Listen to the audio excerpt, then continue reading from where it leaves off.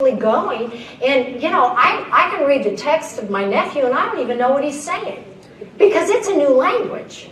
They're developing a new language, and you know, they want everything now. Millennials, you know, they want things immediately. They've grown up in a good period of time, and they're used to that.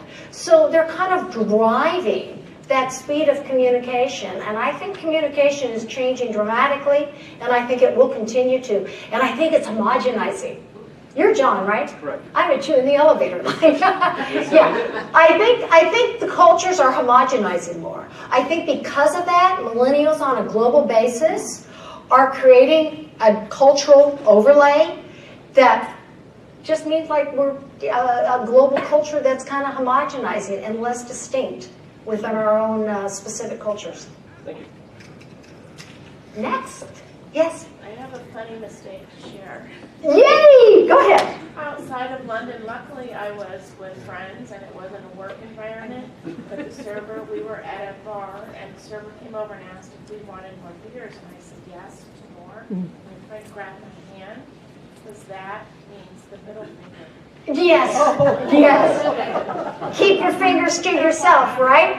Yeah. You're not the only one. I mean, you know, there are so many presidents of countries and, you know, different major, you know, famous people that have made gesture faux pas. It's the worst. That's a good one to look up on the web. Give me all the gestures I should not use, like this. Yeah. Yes?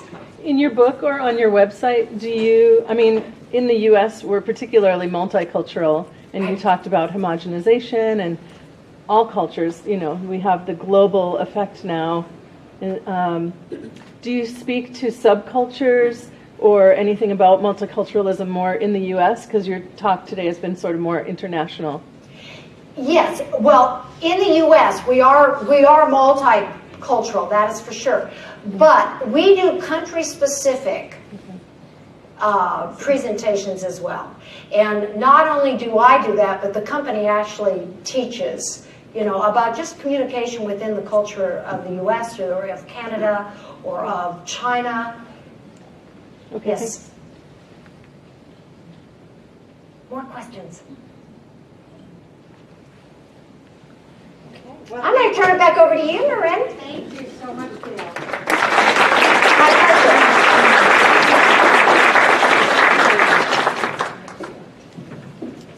You're welcome. It's a fascinating topic and one that's very near and dear to my heart. Having a French husband who is very French, born in Antibes in the French Riviera. So one of my first dates meeting his family, of course they had the cheese, and I cut the end off the cheese, which is totally aghast in the French culture. You always go like a pie, right? Because the middle has the most stinkiness to it, which had I known that, I probably wouldn't have even preferred the middle. So you learn all of these things the hard way. The girl from Reno goes out with the French guy and gets in trouble. Anyway, thank you so much, Gayle. That was very, very enlightening, and lots and lots to chew on, so we appreciate that. Before we go upstairs, I want to go over a couple of things have changed in some of our